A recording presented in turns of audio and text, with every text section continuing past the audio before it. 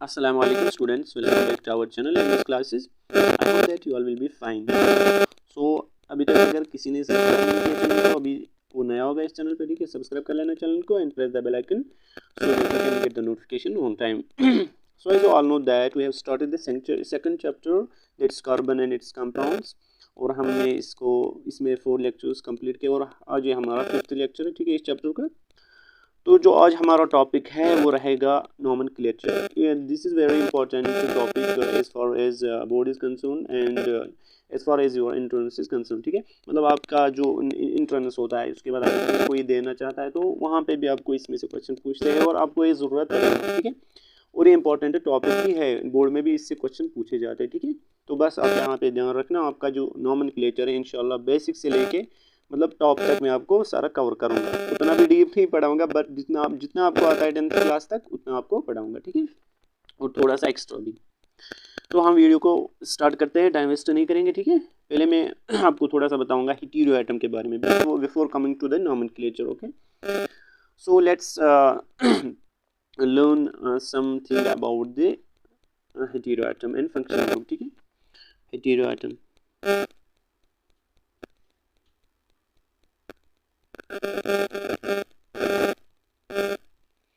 हीटेरो atom क्या होता है, ठीक है।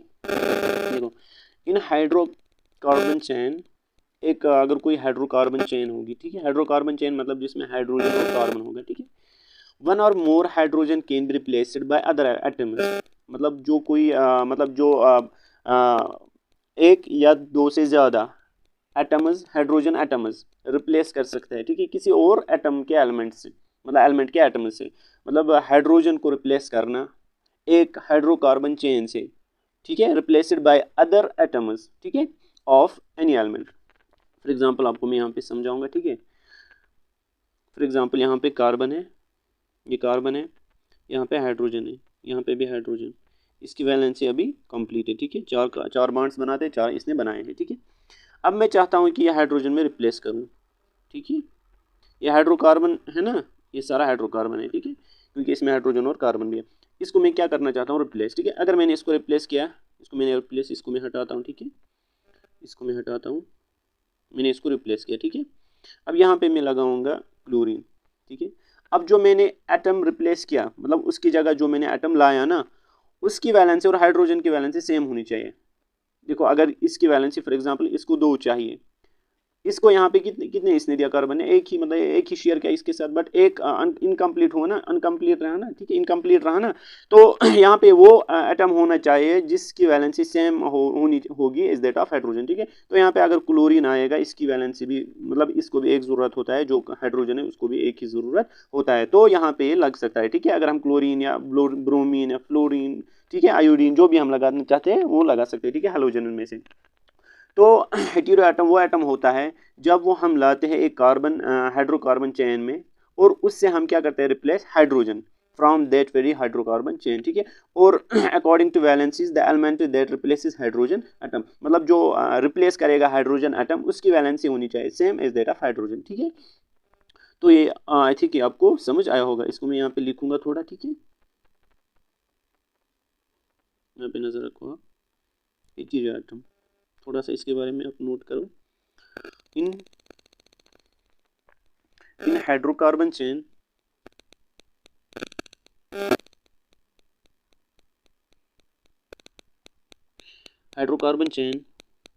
one or more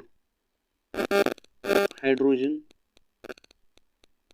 can be replaced by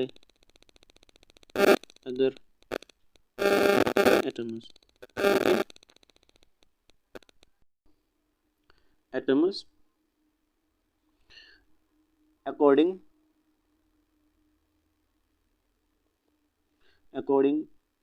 to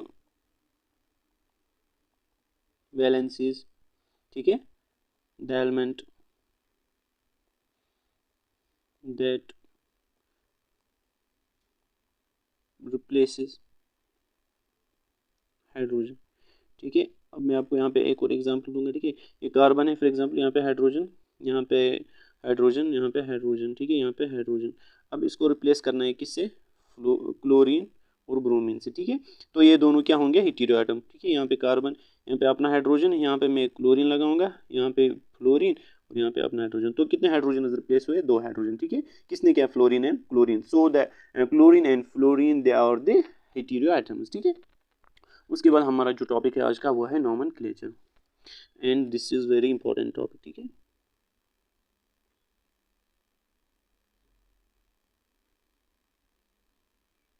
nomenclature of organic compounds, okay. So ये इंपॉर्टेंट है, बस आप नज़र रखना, ठीक है, अच्छे से। इंशाल्लाह आपका ये क्लियर हो जाएगा सारा और समझ भी आएगा। देखो जो नोमेनक्लेचर है, पहले मैं आपको थोड़ा सा कार्बन, ये मैंने आपको बोला है कार्बन इसकी क्या वैलेंसी है, 4, इसलिए इसको हम कहते हैं, इसकी जो वैलेंसी वो है टेट्रा वैलेंसी, ठीक है। तो सो कार्बन के फॉर्म कितने बॉन्ड्स बना सकता है, 4, 1 2 3 4, ठीक है, ये मैंने आपको बोला। और मैक्सिमम केसेस में जो कार्बन है यहाँ पे आपको क्या दिखेगा, इसके साथ हाइड्रोजन, ठीक है। तो हाइड्रोजन, अगर कहीं पे भी कार्बन को वैलेंसी फिल नहीं हो रही है तो वहाँ पे आप क्या लगा सकते हो, हाइड्रोजन, ठीक है। फॉर एग्जाम्पल यहाँ पे कार्बन, क्लोरीन है, क्लोरीन है, क्लोरीन है, अब एक क्या है, एक पेंडिंग है ना यहाँ पे, तो यहाँ पे आप डाल सकते हैं हाइड्रोजन। तो जो हाइड्रोजन है ये कार्बन की जो वैलेंसी है उसकी वैलेंसी फिल करता है, ठीक है, ये याद रख लेना।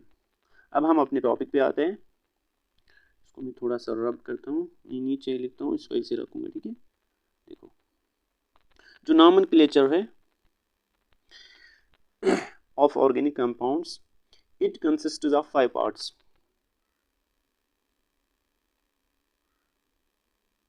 Consists of 5 parts. मैं आपको सीक्वेंस में पढ़ा रहा हूँ, याद रख लेना नोमेनक्लेचर, ठीक है, आपको कभी नहीं ये भूल जाएगा। इट कंसिस्ट्स ऑफ 5 पार्ट्स, ठीक है। अब मिनिमम कितने होने चाहिए, मैक्सिमम मतलब 5 पार्ट्स होते हैं, बट मिनिमम कितने होने चाहिए, 2। ये मैं आपको बताऊंगा, मतलब कितने, 5 क्यों, 2 क्यों होने चाहिए मिनिमम, ठीक है, ये मैं आपको सारा बताऊंगा। बस यहाँ पे रखो नज़र। फर्स्ट जो है, फर्स्ट आपका है, उसको हम कहते हैं वर्ड रूट। क्या कहते हैं, वर्ड रूट, ठीक है। पहला पॉइंट इसमें वर्ड रूट क्या होता है, ठीक है, आपको मैं सिंपल भाषा में समझाऊंगा, ठीक है। वर्ड रूट जो होता है, it indicates number of carbon atoms in carbon chain, ठीक है। मतलब जो हाइड्रोकार्बन चेन है उसमें कितने नंबर ऑफ कार्बन एटम्स है वो डिनोट करता है वर्ड रूट, उसको हम डिनोट करते हैं किससे, वर्ड रूट से, ठीक है। क्या इंडिकेट करता है, इंडिकेट, ये नोट्स बनाना है इसको, ठीक है। Indicates number of carbon atoms in hydrocarbon chain, okay, it indicates the number of carbon atoms in hydrocarbon chain, ठीक है। इसको हम नोट करते हैं किससे, वर्ड रूट से, ठीक है यहाँ तक।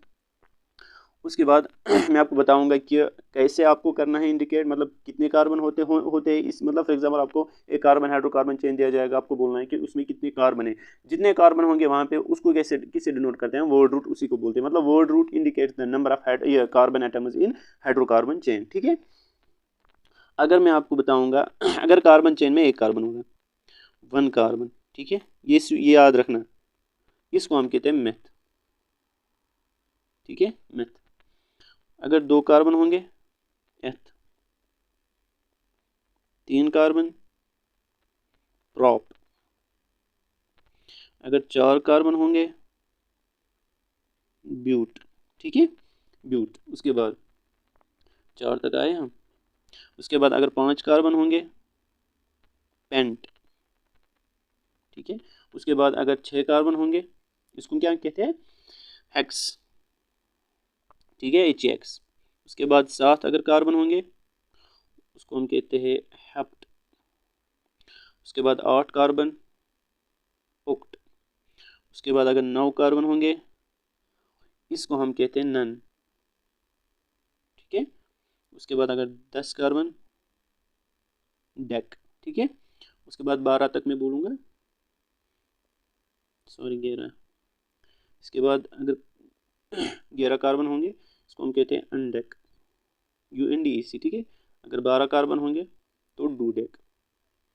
बस आपको यहाँ तक आ जाएगा, ठीक है। इससे जो आगे वो आपको नहीं आएगा, बस याद रख लेना, ठीक है।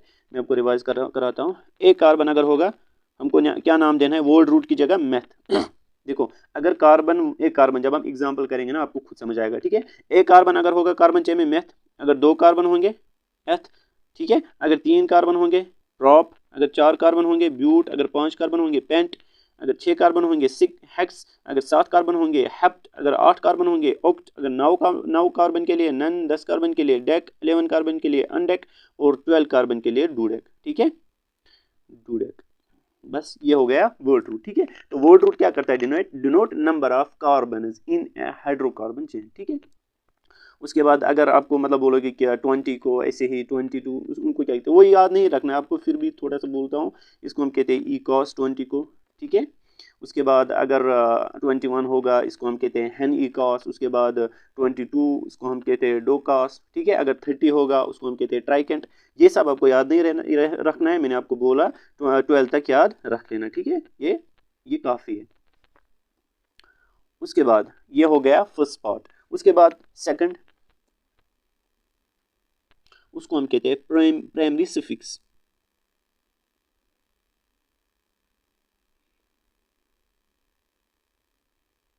प्राइमरी सफिक्स, ठीक है। अब नजर रखो, बस यहाँ पे आप नजर रखो, इंशाल्लाह आपका सारा क्लियर हो जाएगा। जो प्राइमरी प्रीफिक्स होता है, it represents bonding between carbon atoms of parent chain. मतलब जो कार्बन चेन आपको दिया जाएगा, मतलब जो भी कार्बन चेन होगी, ये रिप्रेजेंट करता है बॉन्डिंग बिटवीन कार्बन एटम्स। क्या सिंगल बॉन्ड है, क्या डबल बॉन्ड है, क्या ट्रिपल बॉन्ड, ये सारा मैंने आपको बताया। अगर सिंगल बॉन्ड होगा उसके लिए एन लगता है, अगर डबल बॉन्ड होगा उसके लिए इन लगता है लास्ट में, अगर ट्रिपल होगा उसके लिए आइन लगता है, ठीक है। मैंने आपको बताया है। तो प्राइमरी प्रीफिक्स ये क्या करता है, डिनोट, इसको लिखता हूँ,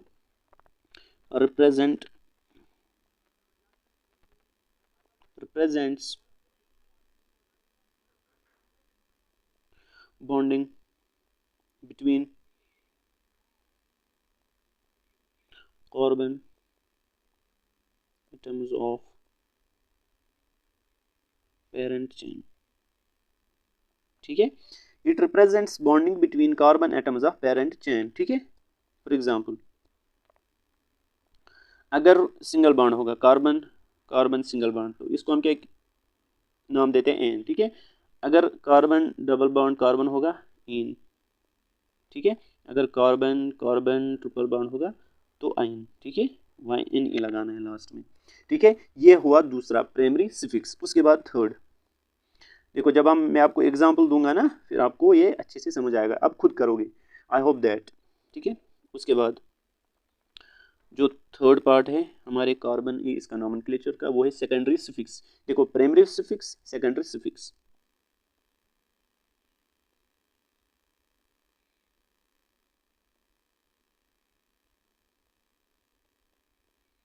ठीक है। ये क्या करता है, रिप्रेजेंट, ये क्या डिनोट करता है, ठीक है। It represents name of functional group, ठीक है। इसमें हम नाम देते हैं किसका, फंक्शनल ग्रुप का, याद रखना। इसमें हम नाम देते हैं किसका, फंक्शनल ग्रुप का। रिप्रेजेंट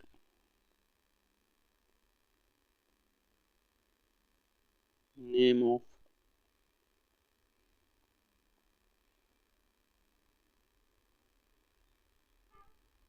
फंक्शनल ग्रुप, ठीक है। फॉर एग्जांपल, यहाँ पे ये याद रख लेना जो मैं आप बता रहा हूँ, ठीक है। फंक्शनल ग्रुप इनका ये याद रखना। It represents naming of functional group, कौन सा वाला, सेकेंडरी सफिक्स, ठीक है। और मैं आपको फिर उसके बाद सीक्वेंस बताऊंगा कैसे आपको ये जो नॉमेनक्लेचर के पार्ट्स है इनको सीक्वेंस में कैसे आपको करना है, कैसे आपको नेमिंग करनी है, वो आपको मैं लास्ट में बताऊंगा, ठीक है। जब हम पहले ये पार्ट्स पढ़ेंगे उसके बाद, ठीक है। मैं आपको एग्जाम्पल के थ्रू समझाऊंगा अच्छे से। यहाँ पे देखो, अगर फंक्शनल ग्रुप OH होगा, क्या होगा, OH, ठीक है। इसको हम कहते हैं अल्कोहल, और इसके लास्ट में, इसके मतलब अगर ये होगा तो लास्ट में क्या लगाना है, इसके बदले OL, ठीक है। ऑल, ठीक है। किसकी जगह, OH की जगह, ये हो गया OH। उसके बाद अगर CHO, इसको हम कहते हैं अल्डिहाइड, मैंने आपको बोला है एक दो बार भी, अल्डिहाइड, एल्डिहाइड। इसकी जगह हमको नाम देना है, इसकी जगह आपको नाम देना है एल, ठीक है, अल, उसकी जगह ओ एल, कन्फ्यूज मत होना, उसकी जगह ओ एल, इसकी जगह ए एल, अल, ठीक है, एल्डिहाइड अल्कोहल। उसके बाद COOH। मैं आपको मेन फंक्शनल ग्रुप्स बताऊंगा जो आपको एग्जाम में पूछे जाएंगे, ठीक है। इसको हम कहते हैं कार्बोक्सिलिक एसिड। क्या कहते हैं? Carboxylic acid, carboxylic acid group, ठीक है। इसकी जगह हम डालते हैं oic acid, OIC, sorry OIC है, OIC, ओइक एसिड, ठीक है। ये साथ साथ लिख लेना, मैं आपको डिक्टेट भी कर रहा हूँ। पहले नंबर पे OH alcohol OL, CHO aldehyde या COH या CHO, ठीक है, aldehyde AL, COOH carboxylic acid. इसको लास्ट में क्या आपको इसकी जगह क्या लिखना है? Oic acid. जब नेमिंग में आपको ये आएगा, ठीक है, जब हम एग्जाम्पल करेंगे वहां पे आपको समझाऊंगा, ठीक है। तो उसके बाद नेक्स्ट फंक्शनल ग्रुप वो कौन सा है? अगर आपको ये आया, ठीक है, C double bond O, ketone, ठीक है, इसकी जगह आपको लगाना है ऊन, ठीक है, ONE, ऊन, ठीक है। उसके बाद अगर O आया, खाली O आया, इसकी जगह आप लगा सकते हो ऑक्सी, ठीक है। उसके बाद अगर SH, इसकी जगह THIOL, थायोल, क्या? थायोल, ठीक है। उसके बाद NO2 नाइट्रेट है, सॉरी, इसकी जगह आप लगाते हो, इसकी जगह आपको लगाना है नेमिंग में नाइट्रो, NO2 की जगह नाइट्रो, ठीक है। SH की जगह थायल और O की जगह ऑक्सी, COH की जगह ओइक एसिड, OH की जगह ऑल एंड COH की जगह अल, AL, ठीक है। तो ये थे कुछ इंपॉर्टेंट फंक्शन ग्रुप्स आपको याद रखने थे जो आपको वहां पे पूछे जा सकते हैं, ठीक है। ये हो गया तीसरा पार्ट, सेकेंडरी सुफिक्स। उसके बाद फोर्थ जो हमारा फोर्थ पार्ट है वो क्या है? That's primary prefix. देखो वो है सुफिक्स, ये है प्रीफिक्स, प्राइमरी प्रीफिक्स, ठीक है। अब ये क्या करता है? Represent, it indicates cyclic nature of ring. मतलब अगर रिंग होगी, ठीक है, यहाँ पे आप लिख सकते हो रिंग, मतलब अगर मतलब कार्बन जो चेन है वो इस फॉर्म में है, मतलब इस फॉर्म में ऐसे रिंग फॉर्म, ठीक है, ये है ना रिंग, देखो ऐसे ऐसे हो सकती है, ऐसे रिंग फॉर्म होगी, बॉन्ड लाइन नोटेशन से ऐसे रिप्रेजेंट करेंगे इसको, ठीक है। तो अगर इस फॉर्म में होगी कार्बन चेन तो इसको हम किससे डिनोट करते हैं? प्राइमरी प्रीफिक्स से। तो इसी में आता है, अगर कोई भी जो ये होगी रिंग फॉर्म होगी कार्बन चेन की, ठीक है, तो उसको हम किससे डिनोट करते हैं? प्राइमरी प्रीफिक्स से। मतलब प्राइमरी प्रीफिक्स इट इंडिकेट्स, क्या करता है? Indicate cyclic nature of ring. For example मैं आपको बताऊंगा, यहाँ पे लिखूंगा पहले, indicates cyclic nature of ring, ठीक है। फॉर एग्जाम्पल अगर मैं आपको बताऊंगा, फॉर एग्जाम्पल अगर ऐसे, मतलब कार्बन चेन साइक्लिक होगी, ऐसे भी हो सकती है, ठीक है। तो आपको यहाँ पे क्या लिखना है? अगर साइक्लिक होगी तो साइक्लो लिखना है, ठीक है, या अगर दो उसमें रिंग्स होंगे तो बाईसाइक्लो लिखना है। या यूजुअली ये नहीं आते हैं, ठीक है। मैं आपको जब एग्जांपल कराऊंगा ना आपको वहाँ पे समझ आएगा खुद। बस यहाँ पे आप बस याद रखो पार्ट्स, ठीक है, किस पार्ट में मतलब कौन सा पार्ट क्या रिप्रेजेंट करता है, ठीक है, याद रखो बस। क्यों मैं आपको ये पार्ट्स सिखा रहा हूँ? क्योंकि जब हम नॉमेनक्लेचर उसकी नेमिंग पढ़ेंगे ना, करेंगे ना, तो मैं इन पार्ट्स का आपको सीक्वेंस बताऊंगा और इसी सीक्वेंस के थ्रू आपको फिर क्या देने हैं? नेमिंग करनी है, ठीक है। इसीलिए मैं आपको ये पार्ट्स पहले बता रहा हूँ। साइक्लो, बाईसाइक्लो, अगर स्पायरो रिंग होगी, ठीक है, तो आप लिखोगे स्पायरो, तो ये सब इसमें आता है। उसके बाद फिफ्थ पार्ट जो लास्ट पार्ट है, दैट सेकेंडरी प्रीफिक्स।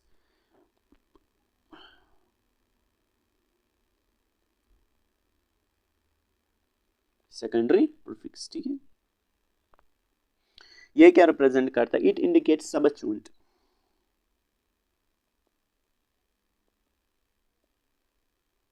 सबस्टिट्यूएंट, ये क्या करता है? इंडिकेट सबस्टिट्यूएंट, ठीक है, सबस्टिट्यूएंट।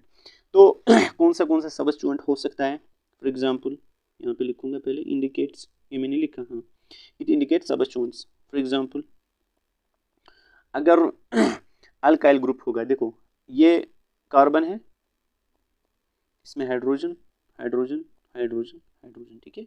अगर हमने इस वाले कार्बन चेन में क्या निकाला, एक हाइड्रोजन, ये किया रिमूव, क्या किया रिमूव, वहां पे क्या बचेगा, ऐसे हाइड्रोजन हाइड्रोजन हाइड्रोजन, ठीक है। तो यहाँ पे ये CH3 बचा ना, CH3। तो अगर हम एल्केन से, एल्केन की मैं बात कर रहा हूँ, ठीक है, ये है ना एल्केन, ये क्या है, मीथेन है, THAN, मीथेन। तो अगर हम एल्केन से एक हाइड्रोजन निकालेंगे तो वहां पे एक नई सी एक ये कंपाउंड बनता है, उसको हम कहते हैं मतलब मीथाइल या अल्काइल। अल्काइल अगर मीथेन से निकालेंगे तो मीथाइल, अगर ईथेन से निकालेंगे तो इथाइल, अगर अल्केन से निकालेंगे तो क्या बनेगा वहां पे, अल्काइल ग्रुप, ठीक है। तो इसमें आता है सबस्टिट्यूएंट में अल्काइल ग्रुप्स, ठीक है। रिमूव करेंगे तो ये क्या था, इसको मैं यहाँ पे एग्जाम्पल, मीथेन, ये था मीथेन। जब रिमूव करेंगे ये क्या बनेगा, CH3, इसको हम कहते हैं मीथाइल, मीथाइल, ठीक है। और अगर हम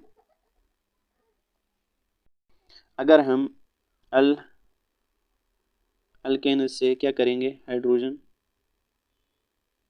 रिमूव करेंगे, ठीक है। तो यहाँ पे क्या बनेगा, अल्काइल, अल्काइल, ठीक है, याद रख लेना। तो यहाँ पे क्या क्या आएगा, एग्जाम्पल आएगी यहाँ पे, यही अल्काइल ग्रुप, ठीक है। हेलोजनस भी किस में आते हैं, सबस्टिट्यूएंट में, ठीक है यहाँ तक। उसके बाद अगर सिंगल बॉन्ड होगा, ठीक है, सबस्टिट्यूएंट में इसकी बात कर रहा हूँ, अगर सिंगल बॉन्ड हुआ कार्बन कार्बन के बीच में तो उसको हम कहते हैं इथाइल, ठीक है। इथाइल मैंने आपको बोला। अगर डबल बॉन्ड होगा, ठीक है, तो उसको हम वहाँ पे नाम देंगे इथेनाइल, इथेनाइल, ठीक है। अगर ट्रिपल बॉन्ड होगा तो हम वहाँ पे नाम देते हैं इथाइनाइल, ETHYNYL, इथेनाइल, ठीक है, इथेनाइल, इथेनाइल एंड इथाइल, ठीक है। ये सारा इसमें आता है। तो ये थे कुछ इंपॉर्टेंट पार्ट्स ऑफ नॉमेनक्लेचर, ये मैंने आपको बोला, ठीक है। अब मैं आपको एक सीक्वेंस दूंगा तो फिर हम कल इस पे ये एग्जांपल्स करेंगे, क्वेश्चंस भी करेंगे, ठीक है। फिर आपको कल से आप समझ आएगा, ठीक है। मैं आपको अब सीक्वेंस दे के रखूंगा, आप खुद अगर करोगे ट्राई घर में सीक्वेंस। अब आपको कैसे ये पार्ट्स यूज करने हैं इसमें, ठीक है, कैसे आपको नॉमेनक्लेचर करना है। पहले नंबर पे आता है, अगर कार्बन चेन में क्या होगा, सेकेंडरी प्रीफिक्स होगा। पहले लिखना है आपको, अगर कार्बन चेन आपको दिया जाएगा वहां पे क्या देखना है आपको, इसमें है सेकेंडरी प्रीफिक्स, और सेकेंडरी प्रीफिक्स क्या डिनोट करता है, सबस्टिट्यूएंट, ठीक है, सेकेंडरी प्रीफिक्स, ठीक है। उसके बाद ये मैं सीक्वेंस दे रहा हूं आपको, पहले देखना है आपको, अगर सेकेंडरी प्रीफिक्स है कार्बन चेन में तो लिख लेना, अगर नहीं है तो इसको छोड़ना है, दूसरे पे आ जाना है। उसके बाद आता है प्राइमरी प्रीफिक्स, ठीक है, हो गया। अगर ये भी नहीं होगा उसके बाद देखना है आपको वर्ड रूट, ये भी नहीं होगा, ये तो हो सकता, ये तो होगा ना। उसके बाद प्राइमरी सफिक्स, उसके बाद सेकेंडरी सफिक्स। बस दिस इज वेरी इंपॉर्टेंट, बस ये आपको याद रखना है, ठीक है। और ऊपर मैंने आपको बोला secondary prefix, primary prefix, word root, primary suffix, secondary suffix, ठीक है। इसमें ये सारा याद रख लेना, ठीक है। तो इसके थ्रू आपको अब नेमिंग करने हैं। पहले आपको देखना है, अगर सेकेंडरी प्रीफिक्स होगा नॉमेनक्लेचर मतलब कार्बन चेन में तो लिख लेना है, अगर नहीं है तो दूसरे पे आ जाना है प्राइमरी प्रीफिक्स। ये आपको मैं कल एग्जांपल के थ्रू सारा समझाऊंगा, ठीक है। अगर प्राइमरी प्रीफिक्स, जो प्राइमरी प्रीफिक्स है इसमें क्या आता है, इट इंडिकेट्स साइक्लिक नेचर, मैंने आपको बोला है, ठीक है। अगर प्राइमरी प्रीफिक्स होगा तो आपको लिख लेना है साइकिल, अगर बाइसाइक्लो होगा, साइक्लो होगा, ठीक है, तो लिख लेना। अगर नहीं होगा तो वर्ड रूट पे आना है, ठीक है। वर्ड रूट क्या नोट करते हैं, मैंने आपको बोला नंबर ऑफ कार्बन एटम्स कितने होंगे कार्बन चेन में, अगर मेथ होगा, अगर एक कार्बन मेथ, ठीक है, मीथेन, ईथेन, प्रोपेन, ऐसे ही, ठीक है। उसके बाद प्राइमरी सफिक्स, ठीक है। अगर प्राइमरी सफिक्स अगर होगा तो लिख लेना, अगर सेकेंडरी सफिक्स होगा तो लिख लेना। इसके थ्रू आपको क्या करना है, नेमिंग, ठीक है। ये है इसका ऑर्डर, पहले लिखना है आपको सेकेंडरी प्रीफिक्स, उसके बाद प्राइमरी प्रीफिक्स, उसके बाद वर्ड रूट, उसके बाद प्राइमरी सफिक्स, उसके बाद सेकेंडरी सफिक्स, ठीक है। तो इसके थ्रू आपको नेमिंग करनी है कार्बन कंपाउंड से, ठीक है। तो कल से हम स्टार्ट करेंगे एग्जाम्पल, इसके थ्रू आपको सारा कुछ समझ आएगा। बस ये इट्स मेन, मतलब ये मेन पॉइंट्स थे किसके, नॉमेनक्लेचर के, ये आपको ज़रूरी याद रखने थे, ठीक है। और याद करके आना इनको कल, ठीक है। जब आप याद करोगे इनको तभी आपको फिर नॉमन ये नेमिंग आएगी, ठीक है। तो मिलते हैं फिर नेक्स्ट वीडियो में कल, तब तक के लिए अल्लाह हाफिज़। और चैनल को सब्सक्राइब करना मत भूलना, ठीक है।